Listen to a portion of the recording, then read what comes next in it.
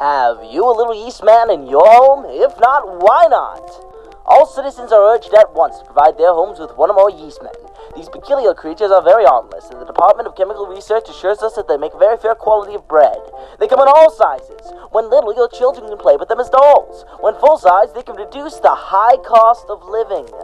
Army trucks will make regular trips to bring the yeast men to the capital. After they are paraded through the streets, they will be distributed to all families not yet provided. Consider yourself on a Saturday night playing two-carded with, that's right, you guessed it, your very own yeast man. These men are skilled strategists and will make any game of two-card particularly engaging. Look at her, she's having a ball. And thanks to the latest ruling by the Department of Brain and Power, all of our yeast men are now hereby certified psychologists. That's right.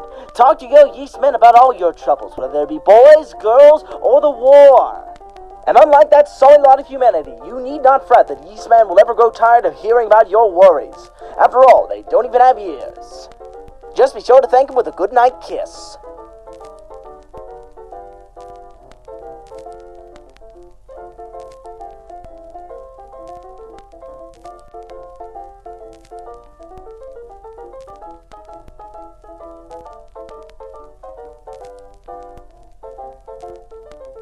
Now, of course, these men are prone to a variety of quirks, one of which may include trying to kill you in your sleep.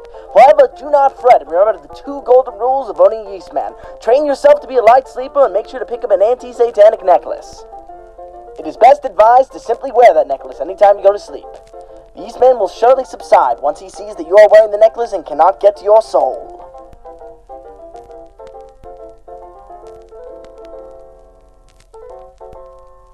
And of course, just as God claims all of his children, one day death will knock on Yeast Man's doughy door.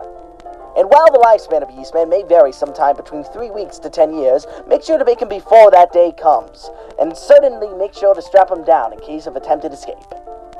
And wow, I'm hungry already. It looks like this yeast man died happy. And no escape, too.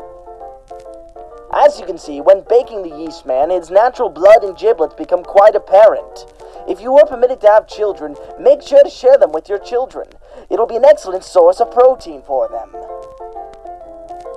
Uh-oh, it looks like somebody let their yeastman live past his prime. And now this poor old gal's in the throes of the yeastman blues. You see, when a yeastman begins to decompose, he releases a smell comparable to that of death, or of death's older brother. This in turn causes anyone surrounding the yeast man to grow exceptionally nauseous and to release their own bile, which then in turn causes the yeast man to release his own far more pungent bile. This then causes a chain reaction in which bile is released from the person and bile is released from the yeast man, creating an exceptional amount of bile for all. In summary, a sorry and sad place to be in, but avoidable if you were to simply consume the yeast man before this day comes. The yeast man can also clean around the house. And that's our little picture. And remember, you have to take one. So the next time your family welcomes in its latest member, make sure he's yeast.